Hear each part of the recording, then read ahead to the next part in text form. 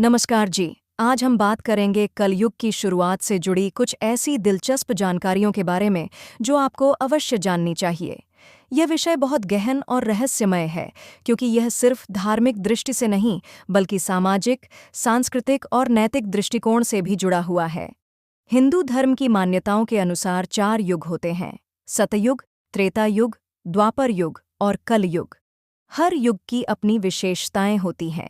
सतयुग को सत्य और धर्म का युग कहा जाता है।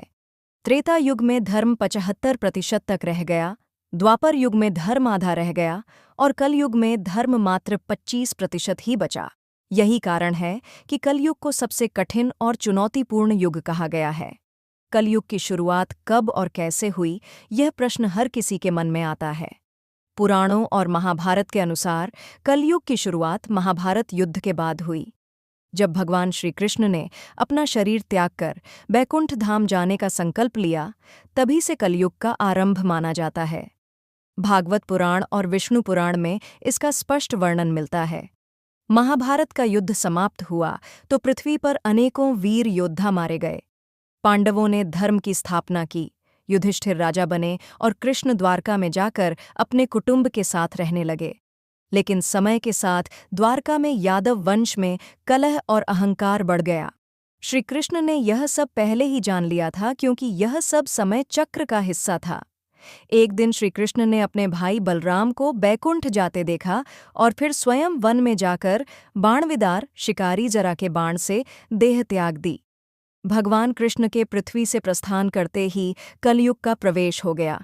मान्यता है कि जैसे ही श्री कृष्ण ने पृथ्वी छोड़ी, उसी क्षण कलयुग ने प्रवेश किया। कलयुग की शुरुआत केवल एक घटना नहीं थी, बल्कि यह धीरे धीरे समाज में व्याप्त बदलावों का परिणाम भी था। जब धर्म और अधर्म में अंतर समझने की क्षमता कम होने लगी, जब लोग लोभ, मोह और क्रोध के वश में आने लगे, जब रिश्तों में विश्वास घटने लगा और धन ही सब कुछ माना जाने लगा, तब कलयुग का प्रभाव प्रकट होने लगा। शास्त्रों में कलयुग की कुछ विशेषताएं बताई गई हैं। इसमें कहा गया है कि इस युग में लोग छोटी छोटी बातों पर झगड़ेंगे, रिश्तों में मिठास खत्म हो जाएगी, सत्य और धर्म की जगह असत्य और अन्याय का बोलबाला होगा।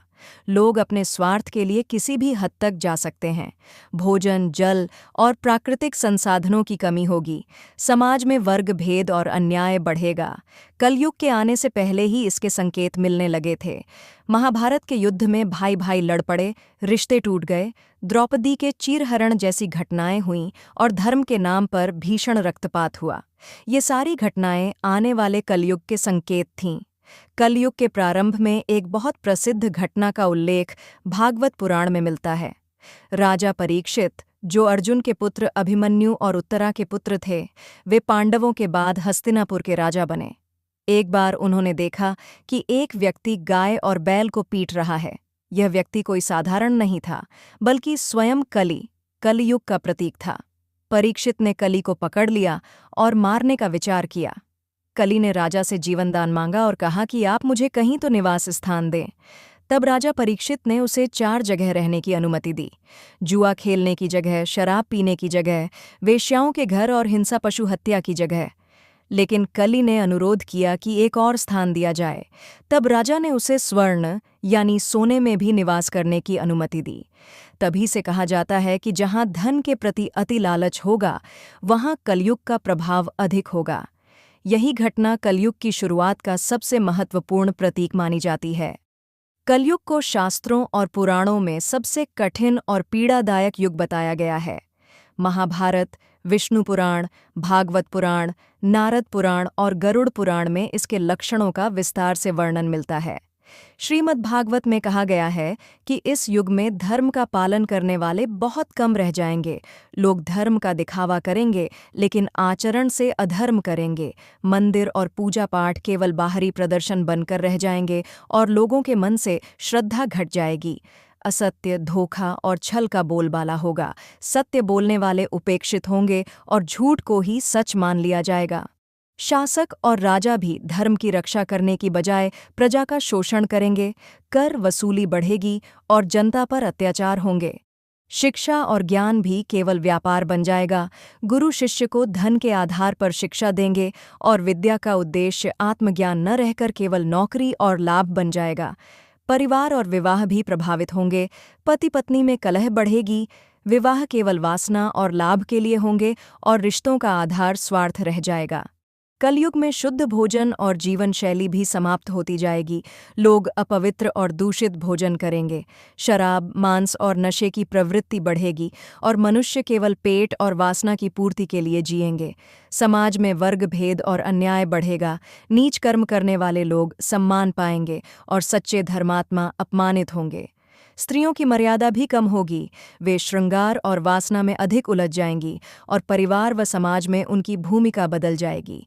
प्रकृति भी असंतुलित होगी। समय पर वर्षा नहीं होगी। कहीं सूखा तो कहीं अतिवर्षा होगी। भूमि की उर्वरता घटेगी और फसलें कम होंगी। धर्म आडंबर बन जाएगा। लोग भव्य मंदिर और आयोजन करेंगे, पर वास्तविक भक्ति और करुणा का भाव घट जाएगा। धीरे धीरे मनुष्य की आयु भी कम होती जाएगी। सतयुग में हजारों वर्षों तक जीने वाले लोग अब मात्र कुछ दशकों तक सीमित रह जाएंगे। रोग और व्याधियां बढ़ेंगी और दवा पर ही जीवन निर्भर हो जाएगा। रिश्ते और मित्रता भी केवल स्वार्थ पर आधारित होंगे। भाई भाई दुश्मन बनेंगे, पड़ोसी शत्रु हो जाएंगे और मित्रता केवल धन और लाभ देखकर निभाई जाएगी। गाय और ब्राह्मण जैसे धर्म के प्रतीकों का अपमान होगा। उनका संरक्षण समाप्त हो जाएगा और धर्म की रक्षा करने वालों का उपहास किया जाएगा। कलयुग का मनुष्य कदकाठी से छोटा, शरीर से कमजोर और मन से अशांत होगा। लोग जल्द गुस्सा करेंगे और सहनशीलता लगभग समाप्त हो जाएगी। लेकिन इन सब अंधकारमय लक्षणों के बीच कलयुग का एक बड़ा वरदान भी है, और वह है भक्ति मार्ग की सरलता। सतयुग में योग साधना, त्रेता युग में यज्ञ और द्वापर युग में भक्ति व पूजा द्वारा मुक्ति मिलती थी।